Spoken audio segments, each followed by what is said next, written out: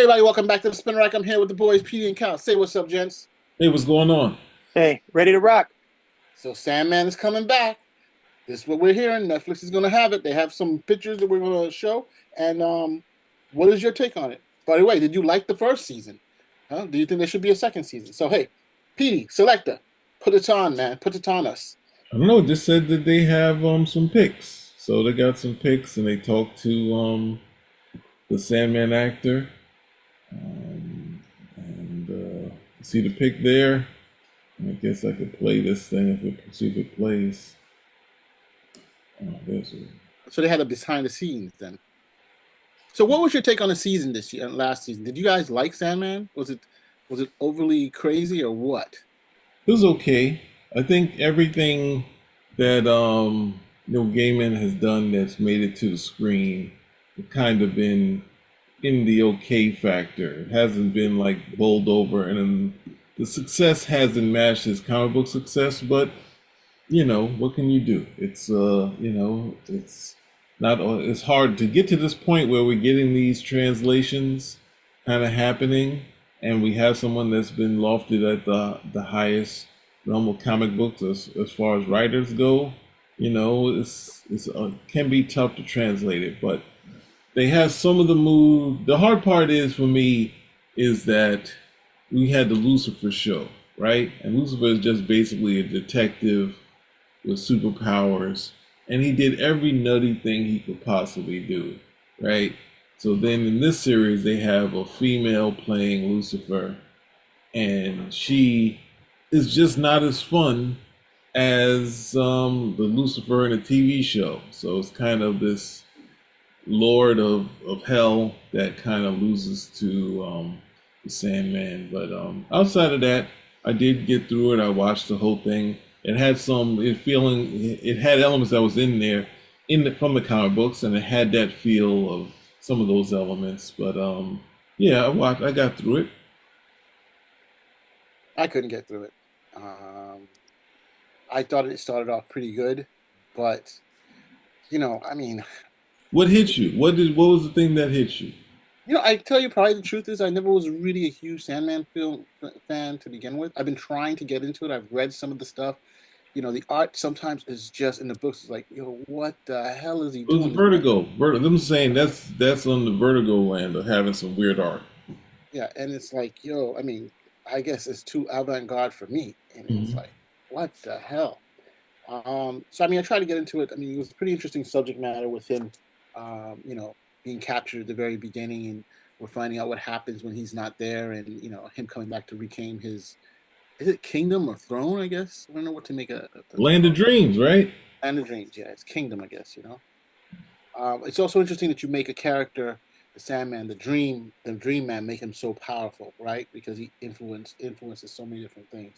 But it's also interesting you have the connection with different, I guess, aspects of.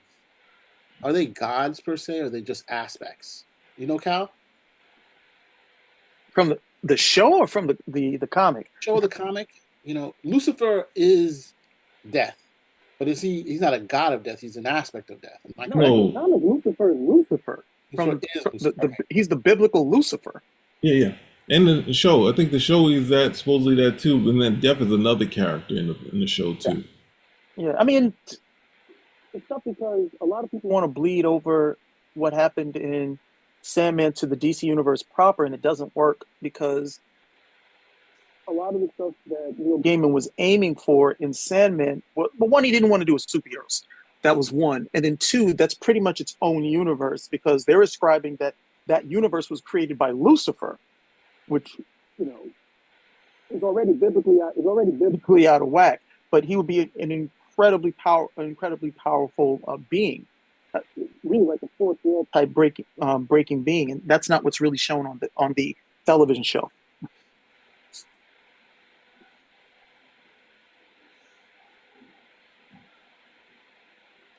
We got a flat here. Everyone, no one. He just. What happened?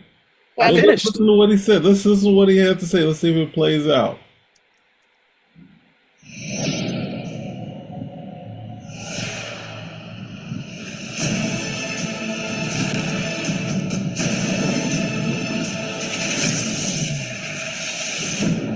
terrible instead of the Sandman season 2. At the start of season 2, Dream is in a place of rebuilding. He's determined to sort of go back and account for his behavior in the past, the consequences of which are enormous. The Sandman itself as a comic book is a sort of anthology that has a core narrative at its center.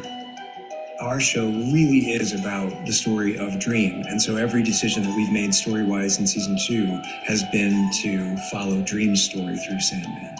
Now we know who Dream is and the world he exists within, it's possible to open up, and season 2 definitely does that. We have entirely new casts, entirely new worlds and historical periods that we're exploring. And there are a lot of new characters in season 2. We are introducing the rest of the Endless family to fit into our little existing family that we had from season 1. I think one of the most thrilling things about this season is for the first time to have the siblings of the Endless together in one room and to see this extraordinary family exist on screen together.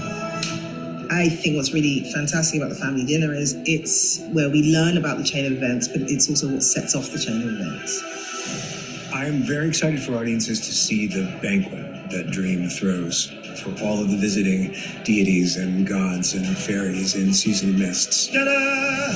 It's your introduction to Thor, it's your introduction to Loki, Odin. It really is just a showstopper. Everywhere you look, something interesting and horrible is happening. To have divine representatives from different universes is utterly bizarre, terrifying, and thrilling. Fans of the book will not be disappointed. I think Sandman is made by fans of Sandman, and it's a sight to behold. It is even more beautiful than it was in season 1. Thrillingly, we offer so many different things and ideas and images and stories. We all work together to craft a collective vision of what Sandman can be based on the comic, which we all love. And action.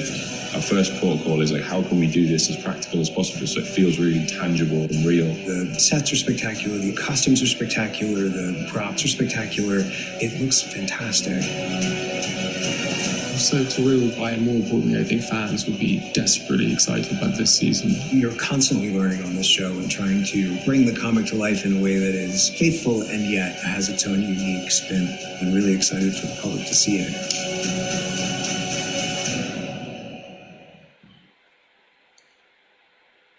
Okay, wow, that looks interesting. I mean, hopefully that's something that we can pull up. What's the story? That's really what I want. You really thought that looked interesting? I'm just trying to push it forward, right? You know? Okay. I'm trying to get this going, like in terms of, what exactly the story. That's what I really want to know about. What story? Did you read Neil Gaiman? It's Neil Gaiman and P. Craig Russell, and they did the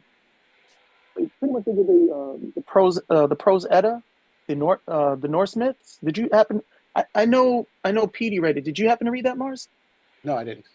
See, that right there, that should be reading 101 from when you're wanting to attempt these particular things. Because they're saying, oh, we're going to throw all the gods in. But they don't throw gods in. They're pretty much these guys, this is our take on them, as opposed to the gods from the myth who already have distinct characters, distinct personalities that would play off a lot better, as opposed to, hey, we're going to come over here and put Thor. But Thor, in our version, is suffering from PTSD because he's fought so many giants. That's the problem that I have when they say these things. I have no trust that they will deliver on what it is that they're espousing at the end of the day.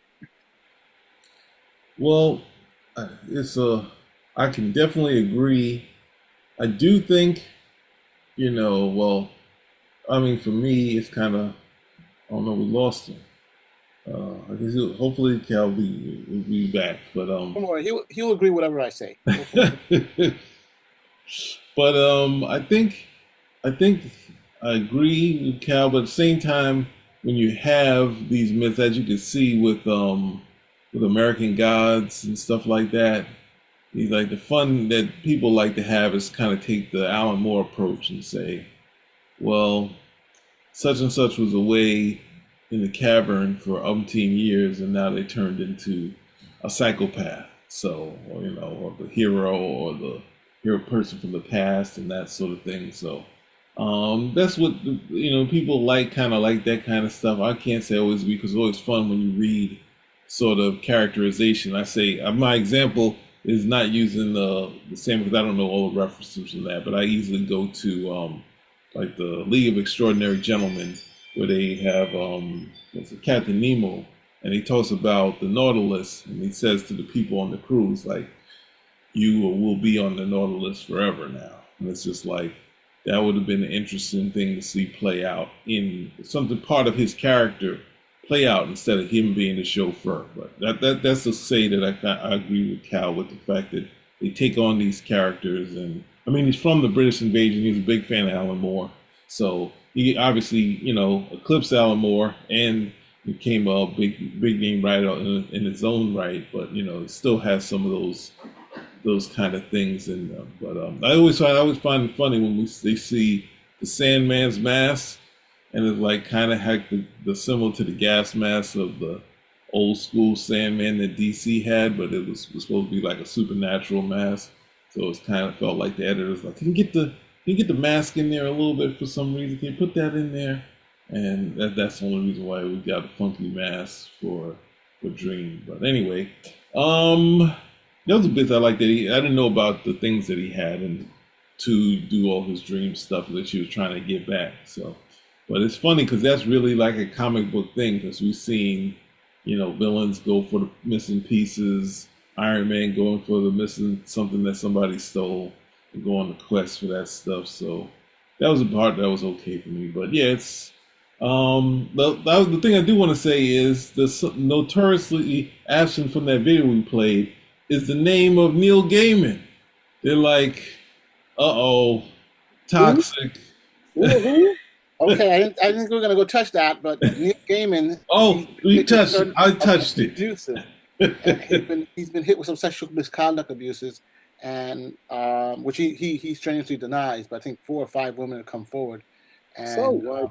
No, I know it's 2. I know it's been 2 that said they've been in a long-term relationship. It doesn't matter. And so what happened is that he has that a lot of the projects that he's been worth, like they said, Good Omens is just going to be a 90-minute movie. You think Good Omens was strong enough to keep going? Because I didn't think it was that good. It was one book. I just don't know how they got into past the one book. So it's like it's one Good book. Omens, American Gods, actually the most viable has been the Lucifer TV show. The Sandman, the thing, it's tough, man. But he's the best guy. He's the top writer. And the thing is that in translating some of these things and the sort of British sort of thing, it doesn't always translate as well into the American audience. So, maybe steal a character here like they did with Lucifer, and he finds his own. He's nothing, obviously, probably nothing like the comic book one, but they had, did as much as they could and had as much fun as they wanted to on that thing. But, I just don't think Good Omens was worth it. I don't think American Gods, obviously there was aspects of American Gods that I was okay with, but I didn't stick with it after the 3rd episode. So. Well, I mean, look, I think both series, I did like American Gods initially. I think it went until what? Till what happened? The vagina scene. So that.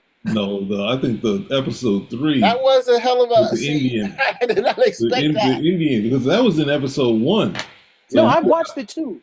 I watched it because Mars fooled me. He told me that he had read it. It was good. It was entertaining. But he didn't tell me about that vagina scene. Once that happened, I was like, oh. And then when I told him I saw it, he just started snickering. Like, yeah, got you again. Well, I read it. I don't remember that scene as vividly as that. That's for sure. I don't know if it was written like that. But look, the problem is you read something. Yeah, you knew. You read something and you think, wow, this is going to be really, really good. A good way of going through the whole shebang. And I just think when I see the visual representation on the state for these shows, I go through and I'm like, whoa, that's not what I was looking at. That's not what I was thinking about when I was reading. And I feel sometimes a little disappointed. Probably my vision is a lot more conservative than what I actually see sometimes. But then I have to tell myself, Neil Gaiman, he does these type of things, and it's like he's okay with it. And then I go back to like it's funny that the second season is called what it says here, the Season of Mist. And those comic books, I was just taking a look at it. those are some of the craziest arts I've ever seen. It's like, it's just crazy, the Vertigo stuff. And I'm like, this is why I never read that one. I did look, as a segue, I did look into what it said in Wikipedia, and this is the season, this is supposed to be a season when all of them get together, right? Since we didn't get any proper explanation here, the whole family gets together, and while they're there, they're arguing and being as dysfunctional as ever. And one of them pisses off Morpheus, and so Morpheus goes back and because she was in prison and looks like an African queen. I didn't read the story. I just tell you what they said. He went to go get her, and then when he went to hell, death, Lucifer was like, "Yo, here's the keys. I'm out of here. I'm releasing all the demons." Outie, which makes why Lucifer then comes into the human world, right? Because I think he breaks out. That's when, and then those demons are all out and about and stuff like that. So it's an interesting segue, but I wish if they were clear, if that had been clear in the comic book, probably I would have read it. You know what I'm trying to say? As opposed to the look of it, which is like, if you just put up the look of that particular Mist of Season of Mist comics, you're like, oh, well, I'm not reading this crap. And well, I think with this, I think one thing to say, there at first was no Vertigo when it came out. It was just solicited as a new DC comic book, but it is the book that kind of said, let's put Karen Berger and saying, let's put this type of stuff. I think, what was it? Grant Morrison's Doom Patrol. I think if what's that thing? If Watchmen came out, it probably would be in that sort of realm, even though it's not the same subject matter as that, but kind of darker, off to the side type of stories. But this was kind of the book that kind of led to them doing a Vertigo type of stuff, but in that sort of realm. So yeah, I mean, and the thing of saying it needs to be finished. You do your story and you close it out. Whereas I think like the idea of comic books is having something that lasts forever, but he's finding his way to other mediums. So, they'll be trying to tell this story because they know it was one of the big successes. It's one of the books they reprint at DC all the time, just like Watchmen and Dark Knight. Yeah. So, even though it didn't come out at the same time, it was. But Pete, I got to ask you a question. But who are the readers of Sandman? Look, I go to cons, you go to cons, we see all these people and stuff like that, but I don't see people dressed up as Dream and Morpheus. Very, very few, if there's any. Very, very few. That's why you don't close off the series. No, but what I'm trying to say is an extreme niche. He has a following, in books at least, that there's a lot of people that read it. But, translating those books into media has always, to me, I always felt that he's limited the amount of potential that he had, because the way the story ideas or the way it's depicted in live is a lot different. I mean, he has like this punk gothic perspective, right? That to me, when I read, doesn't necessarily come out quite as much. It's different, yes, but when I see it on camera, it's like, whoa, not exactly what I was thinking about, basically. I just feel that it should have kept it going. That's the only way you people don't forget your series. You people? What do you mean, you people? I said you people, as in you people who told me to watch this because you thought it was good and didn't tell me about that scene. You people. I feel that anything that stopped, that had the definite thing to say, here's, what is it? Like, how many Dr. Manhattans do you see walking at Comic-Con without a movie going on? Oh, there you want to go. You want to throw shade, don't you? That's not shade. I thought we would say we're going to do shade because we're commemorating. That's not shade. I thought we were commemorating Cal, and therefore there'll be no shade. Cal, my apologies about his behavior. I will not answer that question because you're throwing shade. What are you talking about? Anyway. On to the next. Yeah, thank you for that. On to the next. No, well, I guess we close it out. I mean, no, not closing out. I meant on to the next part of this, not the end. Look, there's no other part to this. Is that the season 2 is coming out? They're not talking Neil Gaiman. I got to say something about this. Okay. Uh-oh. And you guys have to say something about this. Okay. And I assume you guys will agree with me 100% because that's usually how we fall in line as a crew. You already killed it. You already killed it. No need to go any further. So, not agreeing with you. Do you know when Sandman came out? I'm not sure when that first was published. 88? Yeah, 88. About that time. About that time, right? That's way before my time, way, way, way before my time. I'm not Oh even my sure. God. I was around that time. What But are we talking about here? Yeah, What what are we talking about? What are we talking about? I'm trying to talk to you guys. So back in '83, there was this author named Piers Anthony, right? He came out with a series of books called The Incarnation of Immortals. And basically there were aspects. You could punch that up, Petey, if you want to. There were different What's aspects it called? incarnation of immortality. The first book is On a Pale Horse. And On a Pale Horse deals with a guy who accidentally shoots and kills death. And because he shoots and kills death, too late, he has to become death. How is that even possible as a plausible story? What are you talking about? It's a story. So you kill somebody who you take over their role. They've done it many times in comics and TV shows where you're like, "Yep, got you." Hey, isn't the same thing with Loki? Kill me, and you'll become me, right? You can't kill death. But anyway, okay, Well, all right, all right. How they look at it? I know. Look, I'll accept it before people start calling me pedantic. I'll accept the premise. Okay, you can kill death. Whatever. So it's the. So you're saying this series here, right? I read this series and I thought this was a better explanation of a better use of the I guess the aspects of the different gods or different people being different things. You even have Satan at the bottom, and it's just I figured when I first started doing Sandman, it would be something similar to that. It is, but it's a punk version. It's a different version of it. Of course, it's a different author. This is a little bit more straightforward. Sci-fi fantasy. I mean, more fantasy than sci-fi. And basically, the person who dies, like death, doesn't want to do the job no more. The current person. Let's say it's you, Petey, and so he has to somehow arrange for someone else to take his spot because someone must always have that role, right? Or and so it's an interesting series on it. And so this is something I read, and this is what I thought. I read this book. I could see. I haven't seen this made into a comic though, and this is back as far as '83. And I'm wondering, and again. We bring up this stuff all the time when I say about the influences and connections between, what came first before the other. And, this is his take, I think, is a imitation of this. Well, Neil Gaiman fans are going to come after me, but I'm going to stick to my guns. No, well, I don't think that's, even if, say, it's similar to Alan Moore being inspired by a book series where they were using public domain characters in a book series. So he kind of referenced that when he was doing it. People were playing in that sort of realm. He just did his version of it.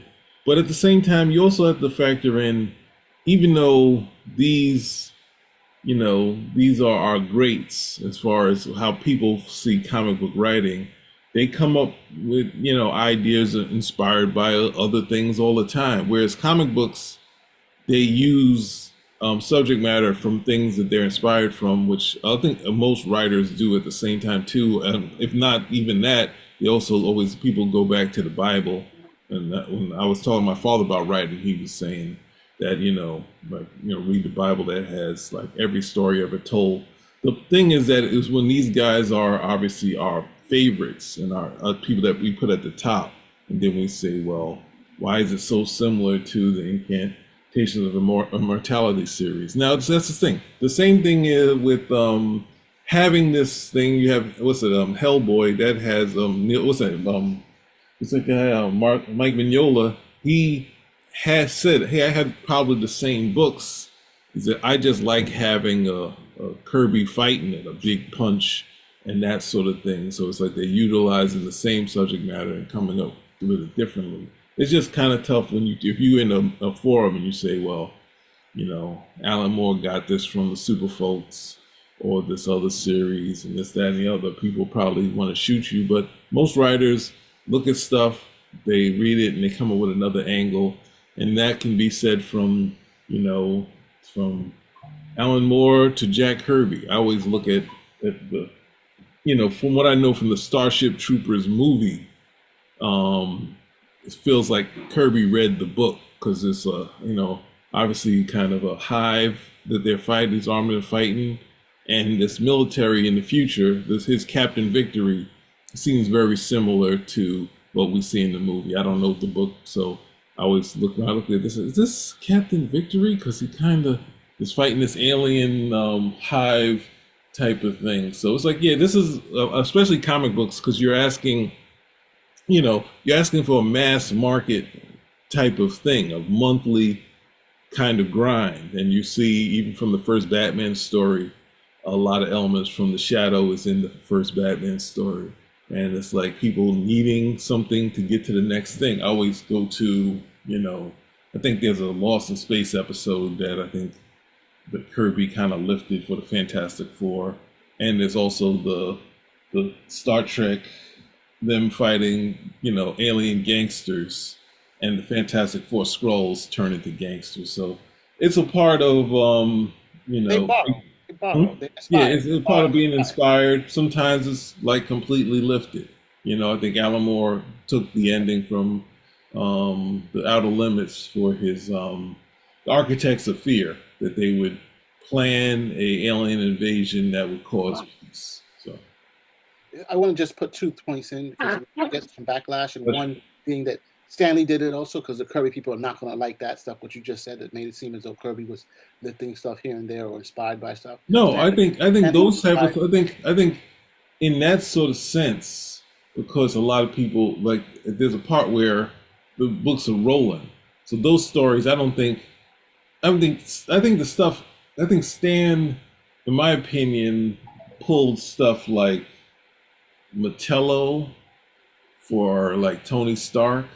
I think that's a Stan looking at the Superman DC comic books and saying, I can do this over. Or even I think the first, it's not the same thing, but being inspired by possibly the first Bizarro type, like the death, a noble death, like putting that in the comic book, because that was the first Bizarro story. So even though the stories aren't the same, it is a noble death.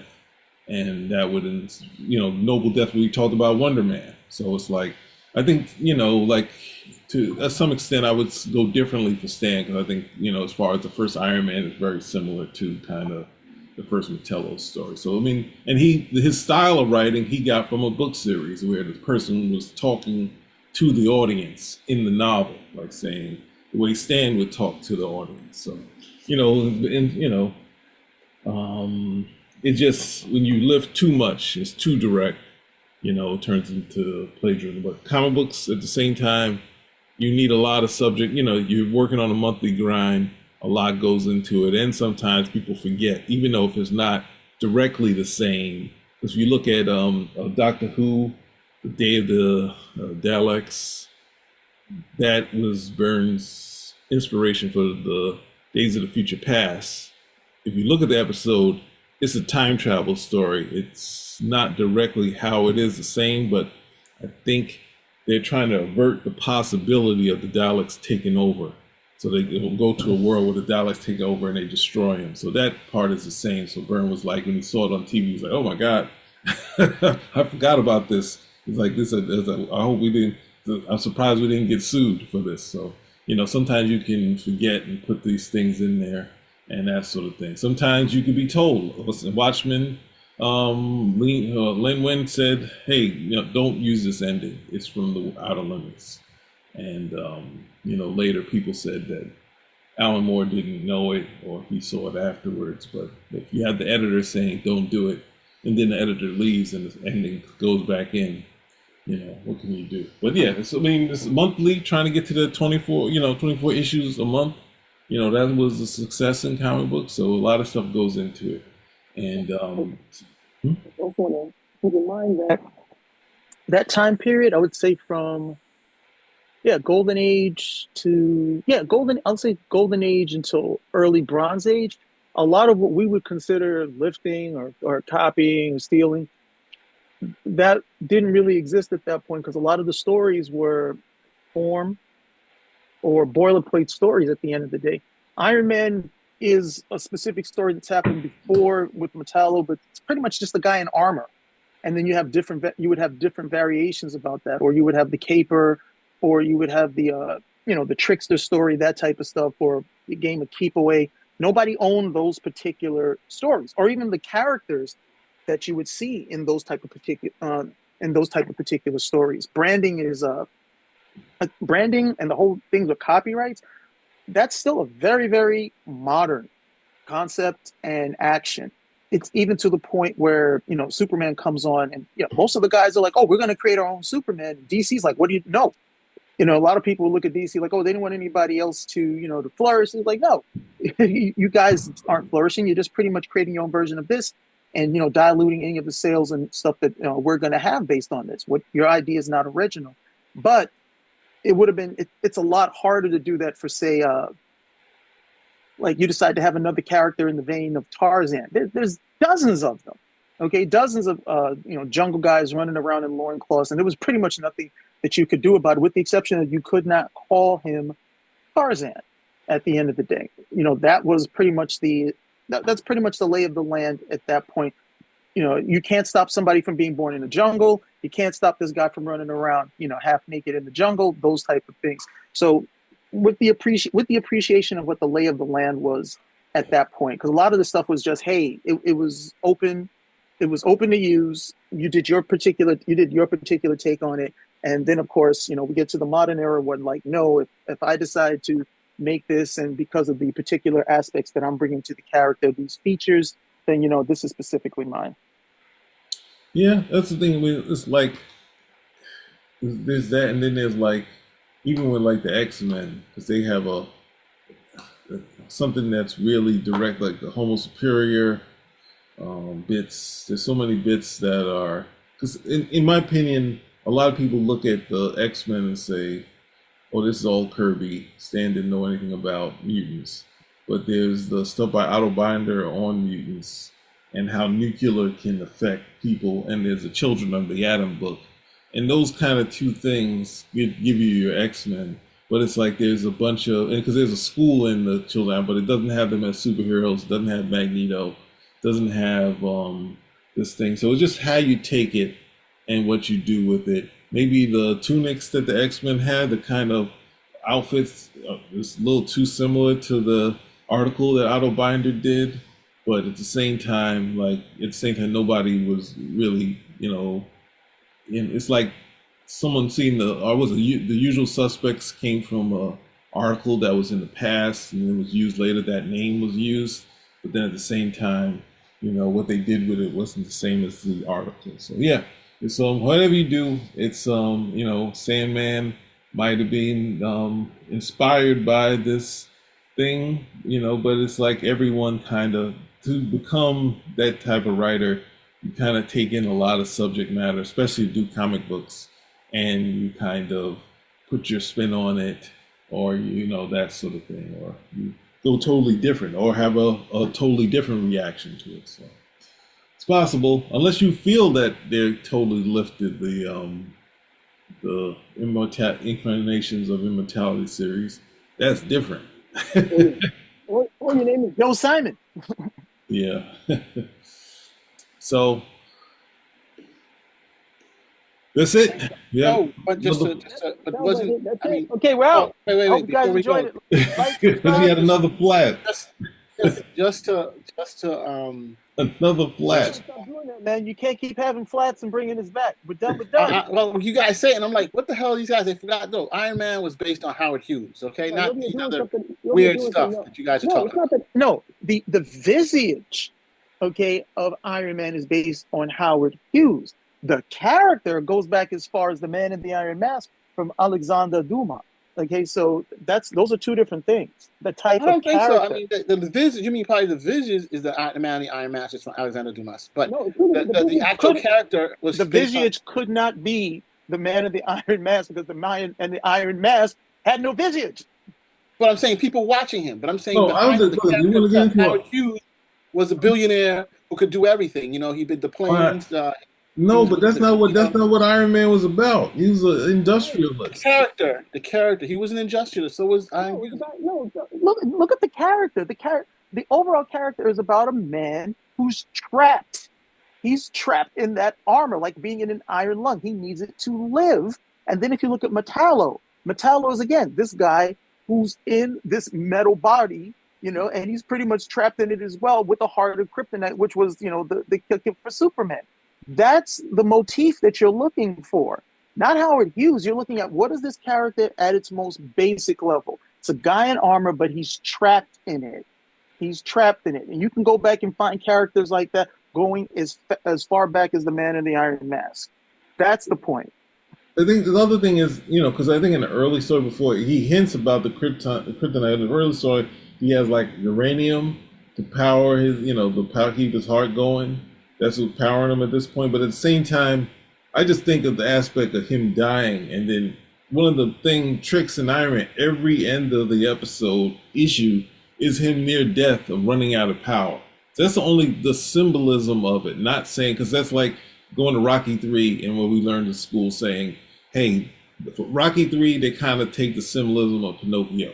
And then even in Rocky 3, you have Stallone, Rocky's reading to his son the story of Pinocchio. And the symbolism goes way higher. It's not a different thing than plagiarism. It's more like, hey, we're using some of the elements. Some of the elements are similar. Obviously, the seemingly death of the father, that type of thing. He's a fake fighter, that sort of thing. But it's just symbolism. You don't have to go try to hang me out on hot coals because I said, it's Metallo. I'm just saying the similarities in the story. But he's like, you can call me to task on our own show. Like, what is going on here? You know what, Petey? Again, because we're trying to be nice. We're not trying to be nice for my birthday weekend. We're not trying to be nice for my birthday weekend. Somehow it became Cal's birthday weekend, but here we go. We have to. Well, I didn't think you didn't want us to put a year on you again. I don't want to say that. But if you want to throw another year, because it's your weekend. Public. He also. I will always agree now. He gave me the finger, so you can tell how I knew how this day was gonna go. What? They know what the finger means. It could mean the index, but they know what it means. I was talking about the pinky finger, bro. The pinky finger. You see that? That means like hello. Hang 10. No, if you want to do the what's the name? You're talking about Hawaii, what you did. I'm not sure what that is. Mahalo. Look, I had Cal there, Mahalo. Did you see that, Cal? What? Yeah, it didn't look right. What? Cal, you didn't see Squad, did Can we close this one out? Good Lord. Yeah, why are we hanging on? If you like what you heard, give us a thumbs up, subscribe, comment, and you know I'm the truth, and these guys are not. Spin a rack out. Whatever. You can be the truth. Whatever. Truth.